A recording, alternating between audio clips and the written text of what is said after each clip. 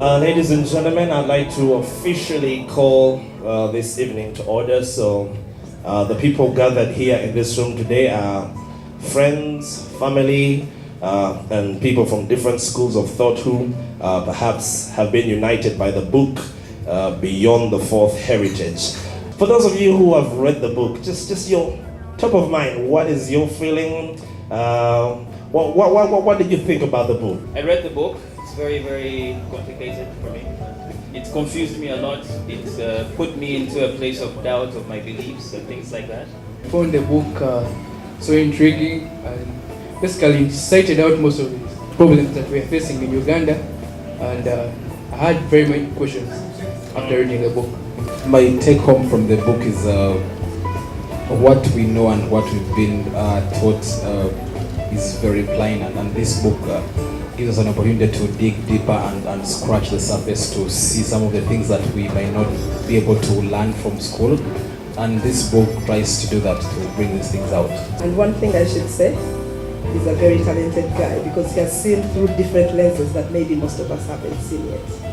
And I'm intrigued that somebody would come with the audacity to change the ecosystem of the world, to change the definition of Africa, to come with such a superior complex. It just drove me crazy.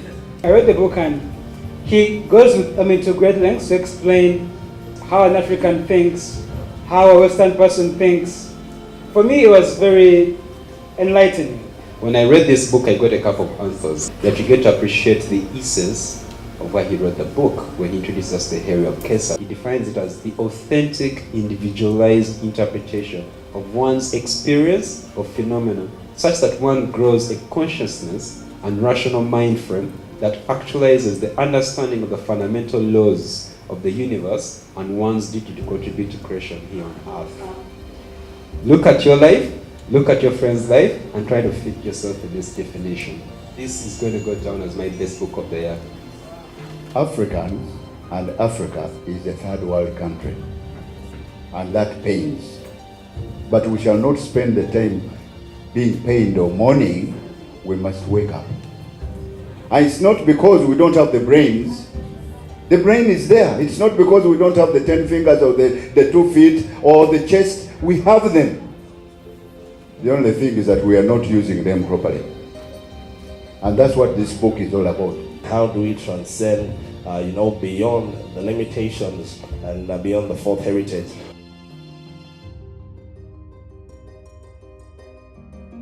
Emmanuel is such a person. He's a living idiom of a boy who had the fortune to be born at the right place and in the right circumstances. Is that rather the benefit of experiencing life in rural Uganda and also life in cosmopolitan Texas? So, and such experiences have undoubtedly informed his writing. He's not just a person who is removed from his writings. He actually lives everything that he talks about in that book. How many people have lived abroad and have written nothing? One thing, when I read Kirunda's books, I've read 2 of them.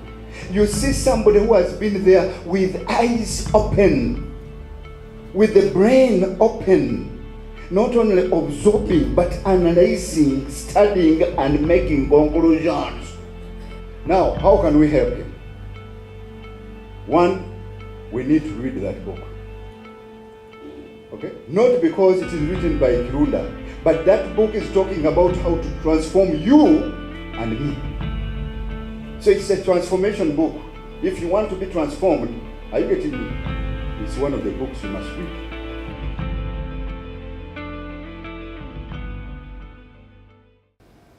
I'll never be too proud to think that my ancestors are irrelevant just because they never had power by writing their worldview. I hope my writing, which is an extension of their existence, gives them some dignity. The book we are launching today, Beyond the Fourth Heritage, is largely my attempt to elevate people like me beyond the limitations of the powerlessness we grow up The aim is that every young person, boy or girl, can find courage to express his or her worldview in a written form. Our ancestors achieved a lot, and the current society of leaders has somewhat achieved things. But when you travel the world the way I have done, it is so clear as daylight that in order for us as a people to leapfrog in development, we need to change our mindset. Being intelligent is not enough. The way our ancestors did things or the way we are currently doing things can greatly be improved upon. And in my 3 books, I attempt to show how that improvement could come about. We, the few educated people, have a duty to demystify mathematics, science, and all the other human sources of written knowledge, like economics, history, religion. They all can be demystified.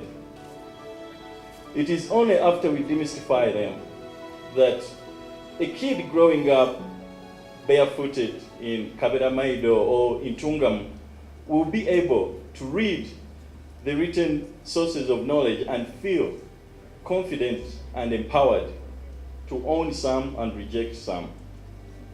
Mama nabewaka chaisa rino okubabonaku nga mwidye mukolo guno. Mama nga bwidi okubabona ali omuto nayenda ngene ebintu ebyokusoma kale kyamukisa ino mu bulamu bwange era chaisa nwino nti oli wano lunaku lwa leero nga ndifulumya ekitabo kyange ekyokusatu. I've sat in classes with the best of the best in the world, and trust me, there is no major difference in raw intelligence between them and the bright students from Gayaza, Namiriango, SMAC, and all the other great schools. Unfortunately, the social forces in the Ugandan environment frustrate many gifted young people from concentrating their minds. And without concentrating your mind, you can't compete in this modern world. In the book, I discuss 2 concentrating agents that we could espouse as a society. I also discuss 6 aspects of our mindsets that are pre-modern in nature and work to keep us behind. In order to change those mindsets, we need to take personal responsibilities first, irrespective of what outsiders did or do now. The main hindrance to our predicament is the phenomenon I've called the African's eternal dilemma. The dilemma is that the more educated and advanced we get in this modern world, the more we are cut off from our spiritual, emotional, and intellectual African roots. In fact, the main reason I wrote this book, and I guess Alex pointed it out, the main reason for this book is to show how Ugandans can overcome that psychological dilemma. I show how I did, and if it makes sense, you could learn from it. Thank you so much for accepting to grace this occasion, and I hope we work together to spread whatever message we could so that people understand that they can engineer themselves from digging pit latrines in Chebando, as your story goes, or walking with the jiggers in the streets of Iganga. You can become a modern human being who can sip tea in Paris and go to the Eiffel Tower and take trips to Brazil or Argentina. You can do it, but you have to first equip yourself with a personal identity I call the 4th heritage. And you have to be beyond tribal and religious limitations. Everyone, thank you once again for making this special day more special with your audience. Mwebale ino kula katonda n'eggwanga lyange. Thank you very much for God and my country. Go on and tell the little story which you have read about.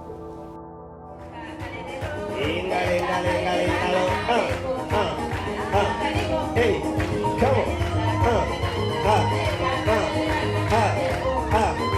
Akalulu, akalulu, akalulu.